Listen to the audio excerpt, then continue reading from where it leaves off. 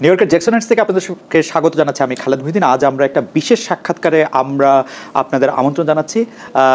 আজ আমাদের সঙ্গে যিনি রয়েছেন তিনি রাজনৈতিক দিক থেকে অধ্যাপক ইউনূসের অন্তর্বর্তী সরকারের সামনে এখন দুই সংকট। একটি হলো 13ই নভেম্বর ঢাকা লকডাউন সহ কার্যক্রম নিষিদ্ধ থাকা আওয়ামী লীগের 4 দিনের কর্মসূচি।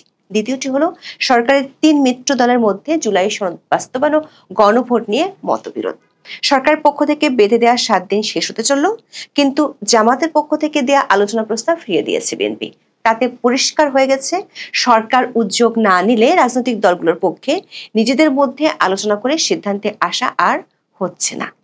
সরকার একাধিক সূত্র বলছে, যদিও বলেছে সরকার তার মতো করে জুলাই সনদ আর গণভোট নিয়ে সিদ্ধান্ত নেবে, কিন্তু শেষ পর্যন্ত আবার অধ্যাপক ইউনূস যমুনায় আলোচনার ডাক দিতে পারেন রাজনৈতিক দলগুলোকে। তবে সেটি নিয়ে সরকার যতটা না চিন্তিত, তার চেয়ে বেশি চিন্তিত আওয়ামী লীগের কর্মসূচি নিয়ে। সরকার কোনোভাবেই আওয়ামী লীগের এই কর্মসূচি সফল হতে দিতে চায় না, কারণ সরকারি নীতি নির্ধারকরা মনে করছেন এই কর্মসূচি সফল হলে আওয়ামী লীগের নিষেধাজ্ঞা তুলে নেওয়ার জন্য আন্তর্জাতিক মহলের চাপ বাড়বে। আবার এই কর্মসূচিকে ঘিরে কোনো সহিংসতা হলে সেটিও সরকারের জন্য নেতিবাচক ফলাফল নিয়ে আসবে। তবে আওয়ামী লীগের কর্মসূচি ঠেকানোর জন্য আলোচনার ডাক দিয়ে এক ঢিলে 2 পাখি মারতে চায় সরকার। সেক্ষেত্রে জুলাই সনদ নিয়ে আলোচনাও করবে সরকার, আবার আওয়ামী লীগের বিরুদ্ধে রাজনৈতিক দলগুলোর ঐক্য আছে সেটিও দেখাবে।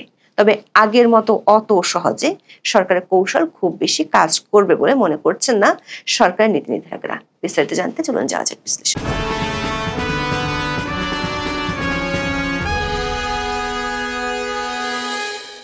জুলাই সনদের বাস্তবায়ন পদ্ধতি এবং গণভোটের সময় নিয়ে সমঝোতার জন্য রাজনৈতিক দলগুলোকে সরকার 7 দিন সময় বেঁধে দিয়েছিল 3রা নভেম্বর।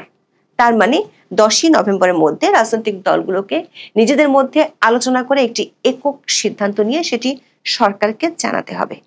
8ই নভেম্বর পর্যন্ত সবশেষ তথ্য হলো, রাজনৈতিক দলগুলোর মধ্যে ঐক্যমত্য তো দূরের কথা, আলোচনায় তারা বসতে রাজি নয়। তার মানে এখনো পর্যন্ত সমঝোতার কোনো লক্ষণ দেখা যায়নি। বিএনপির একাধিক সূত্র বলছে, দলের স্থায়ী কমিটিতে বিষয়টি নিয়ে আলোচনা হয়েছে, কেবল সরকার উদ্যোগ নিলে আলোচনায় বসবে বিএনপি। সেটি 8ই নভেম্বর বিএনপির স্থায়ী কমিটির সদস্য সালাউদ্দিন আহমেদ বলেছেন। তবে বিএনপির বেশিরভাগ সিনিয়র নেতা সরকার এবং সরকারের উদ্দেশ্য নিয়ে সন্দেহের মধ্যে আছেন।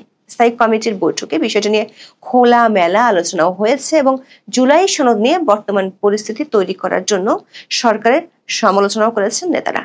বিএনপির ভাষ্যমতে, গত 17ই অক্টোবর যে জুলাই সনদে রাজনৈতিক দলগুলো স্বাক্ষর করেছিল সেটি তারা বাস্তবায়ন করতে অঙ্গীকারাবদ্ধ, কিন্তু 28 অক্টোবর জুলাই জাতীয় সনদ বাস্তবায়নের উপায় নিয়ে অন্তর্বর্তী সরকারের কাছে জাতীয় ঐকমত্য কমিশন যে প্রস্তাব জমা দিয়েছে তাতে তাদের আপত্তি রয়েছে। দলটি বলেছে, ওই প্রস্তাবের তাফসিলে উল্লেখিত সনদে অনেক পরিবর্তন আনা হয়েছে।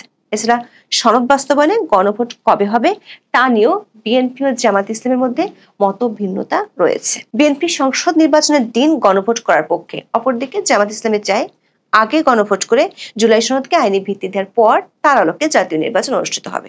8ই নভেম্বর সালাউদ্দিন আহমেদ কাকরাইলের ডিপ্লোমা ইঞ্জিনিয়ার্স ইনস্টিটিউশনে এক আলোচনা সভায় বলেছেন, বিএনপি মনে করেছিল অন্তর্বর্তীকালীন সরকার অত্যন্ত নিরপেক্ষভাবে তার দায়িত্ব পালন করবে, তত্ত্বাবধায়ক সরকারের ভূমিকা পালন করবে, অথচ এখন আপনারা রেফারি হয়ে হাত দিয়ে একটা গোল দিয়ে দিয়েছেন।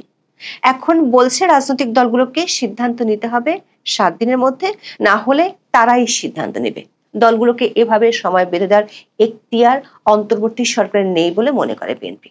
সালাউদ্দিন আহমেদ সরকার উদ্দেশ্যে বলেছেন, বর্তমান অন্তর্বর্তী সরকার কোনো নির্বাচিত সরকার নয়, এটা তাদের মনে রাখতে হবে। রাজনৈতিক দলগুলোকে 7 দিনের সময় বেঁধে দিয়ে